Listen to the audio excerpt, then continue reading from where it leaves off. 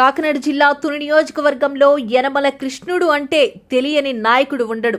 అలాగే రాష్ట్రంలో కూడా అన్ని పార్టీల వారికి తెలిసిన వ్యక్తిగా గత 40 సంవత్సరాలుగా తెలుగుదేశం పార్టీలో ప్రజలకు సేవలు అందించి అన్న యనమల రామకృష్ణుడికి విజయాన్ని అందించేవాడు.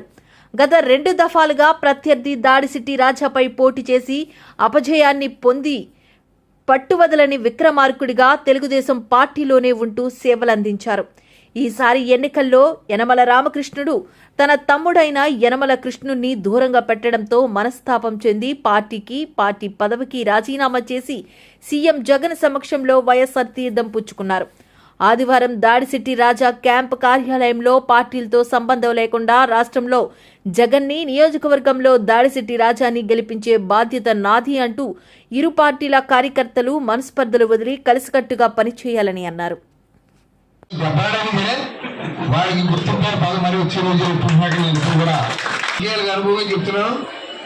నేను మీ దాంట్లోకి వస్తే ఇప్పుడు దాకా ఒకళ్ళిద్దరిని కార్యకర్తలు మీ వాళ్ళు కూడా బాధపడి ఉండొచ్చు, మీతోటి తిరుగుతున్నాడు మా వాళ్ళు కూడా బాధపడి ఉండొచ్చు.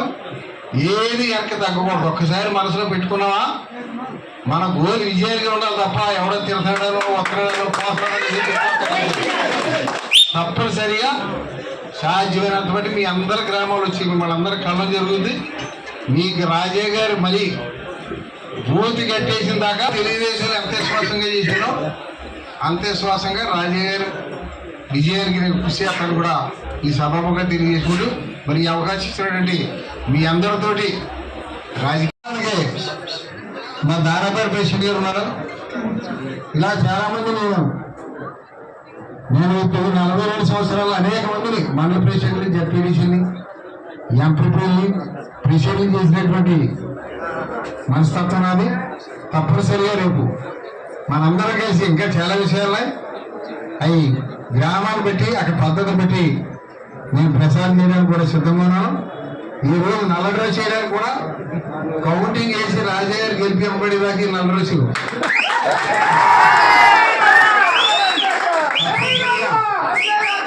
రాజయ్య గారు మీరు అదేవిధంగా మీ అందరితోటి మరి ముఖ్యంగా మరి మా బావమర్దిని తప్పనిసరిగా ఆడు కూడా మంచి అవకాశం వచ్చేలాగా నేను చాలా నాకు కొత్తగా 2 సంవత్సరాలు తెలుగుదేశం పార్టీలో ఉన్నప్పటికీ మీరు వేరే పార్టీలో ఉండడం మీరు చాలా చిన్న వయసు ఇందులో చాలా మంది ఇక్కడ మరి పార్టీలు ఏ విధంగా నడిపారో మీ అందరికి తెలిసిన విషయమే. మరి ఈ రోజున తెలుగుదేశం పార్టీ రామకృష్ణ గారు కూడా పదవ దురుద్దేశంతో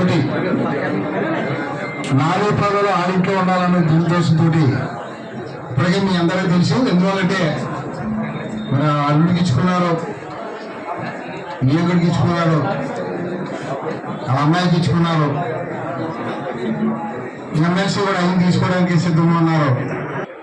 మనస్తత్వం ఏంటంటే నన్ను నమ్ముకున్న వాళ్ళు బాగు చేయడం, ఏది ఎలా ఉన్నా నన్ను నమ్ముకున్నటువంటి కార్యకర్తలు కంటిగా తప్పలా కాపాడడం. నేను ఏ నాయకుడిని నమ్ముకున్నా ఆ నాయకుడి యొక్క ఉన్నతిని కోరుతాను తప్ప కోరం ఉండి 2 రకంగా మా ఇప్పుడు ఆలోచన లేదు.